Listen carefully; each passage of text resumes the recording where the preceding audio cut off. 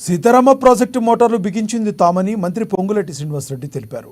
ఎక్కడ కమిషన్లు వస్తాయో ఆ పనులే గతంలో బీఆర్ఎస్ సర్కార్ చేసిందని ఆరోపించారు. ఆయన తాము అధికారంలోకి వచ్చాక సీతారామలో కీలక పనులు చేశామని మంత్రి శ్రీనివాసరెడ్డి వివరించారు.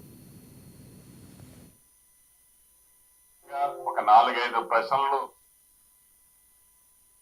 మంత్రిగా ఉన్న గౌరవ హరీష్ రావు గారిని, సెకండ్ స్పెల్ లో ఇరిగేషన్ శాఖ మంత్రిగా ఉన్న ఆనాటి మాజీ ముఖ్యమంత్రి వారిలు చంద్రశేఖరరావు గారిని ప్రశ్నించదలుచుకున్నా. ఇందాక పెద్దలు ఉత్తమ్ కుమార్ రెడ్డి గారు చెప్పినట్లు వారు ముఖ్యమంత్రిగా దిగిపోయే నాటికి సీతారామ ప్రాజెక్టు కాస్ట్ సుమారు 18,300 కోట్ల కింద నిర్ణయించారు.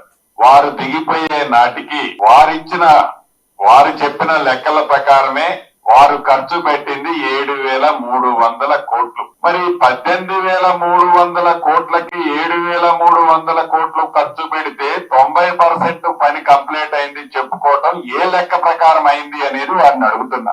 ఎస్, మీరన్నట్లు మోటార్లు మేమే తీసుకొచ్చాం, మోటార్లు మేమే నట్లు బోల్ట్లు దగ్గరుండి బిగించాం, మోటార్లంతా రెడీ చేశామన్నారు.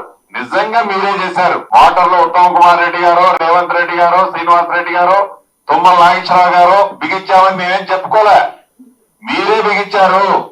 ఎందుకు బిగించారాయా మోటార్లు అంటే, మోటార్లు బిగిస్తే మీకు ఎక్కువ కమిషన్ వస్తుంది, మోటార్లు బిగిస్తే ఎక్కువ కమిషన్ వస్తుంది కాబట్టి మోటార్లు బిగించారు. మీకు ఎక్కడ లాభం ఎక్కువ వస్తుందో, ఎక్కడ కమిషన్ ఎక్కువ వస్తుందో అది మీరు పని చేయటమే తప్ప ప్రజలకు ఉపయోగకరమైన పని చేయాలన్న చిత్తశుద్ధి మీలో లేదు.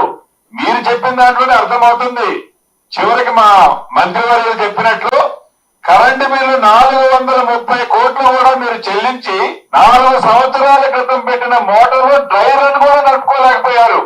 అంటే డ్రై రన్ చేస్తే 430 కోట్లు ఎలక్ట్రిసిటీ డిపార్ట్మెంట్ కడితే దాంట్లో నుంచి మీకు రావాల్సింది రాదు కదా.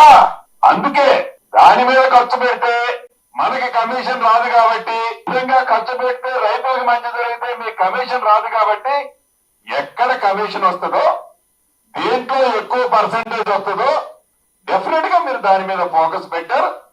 దాని మీద పెట్టే ఈనాడు మేము 90% చేశాము. మేము మోటార్లన్నీ నేను చాలా క్లుప్తంగా ఒక 4-5 ప్రశ్నలు సూటిగా ఆనాడు ఇరిగేషన్ శాఖ మంత్రిగా ఉన్న గౌరవ